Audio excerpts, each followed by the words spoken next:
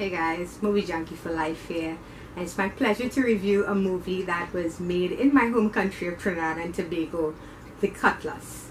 It's directed I'm looking down at my notes, Derisha Beresford, and written by Tennille Nualo, and stars Lisa Bell Hirschman, Kirk Balls, and I believe it's pronounced Arnold Goindham. The Cutlass is based on true events, and it tells the story of a young woman who is kidnapped during a robbery while she's hanging out with her friends. And the kidnapper takes her into the northern range, which is our very forested area, and the things she has to do to survive her kidnapping and get home to her family. So The Cutlass. This is a movie that I enjoyed a lot more than I thought I would have. I honestly thought this movie would have been a bit what I would expect from this type of film, because we've seen movies like this before. Somebody's been kidnapped and they have to survive and so forth.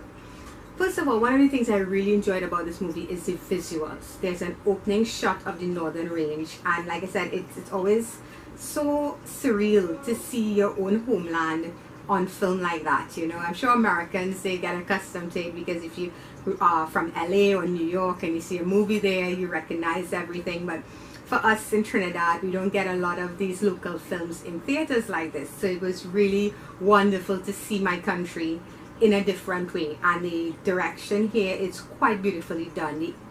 From the inner shots of the jungle area, or the forested area, I don't want to say jungle because they're really a jungle, the forested area, to the aerial shots of the northern range. It's just done so beautifully. I also really enjoyed the score in this film. I thought the music was used really well.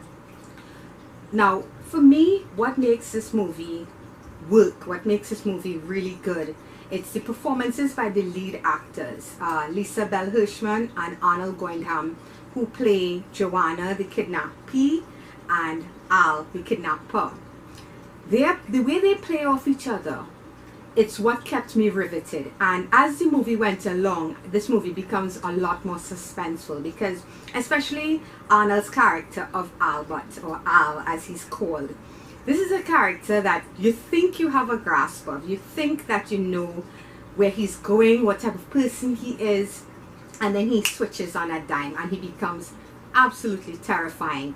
And Lisa Bell does such a great job with her character of Joanna, because she's trying to figure him out and she's trying to understand him, and she knows her survival depends on this man who's taken her away from her family. Just watching them play off each other, those were the best scenes in the movie, and I enjoyed every minute of that.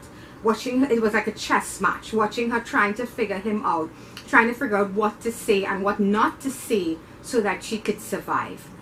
Huge props to those two actors. Al is like one of the better villains I've seen of recent times. He really was like, felt like probably that's what it feels like to swim with sharks. So you don't know if you're gonna make it back to the boat alive, or if they're just gonna decide to eat you. The other actors in this movie, well, the other standout for me was Conrad Paris. He plays a gentleman who Al owes money to, and he has a short scene in this film that just, to me, he stole it. It just lasts about 2 minutes long, maybe 3 minutes, but it's so good. He's so damn good in it, and I wanted more of that character. We also have Kirk Balls as her father, and he does a good job, but he's not on screen that much. And this kind of segues me into my issues with this film. While The Cutlass is well acted by our lead actors, we don't get enough of the side actors, especially the ones that we really should be getting more of.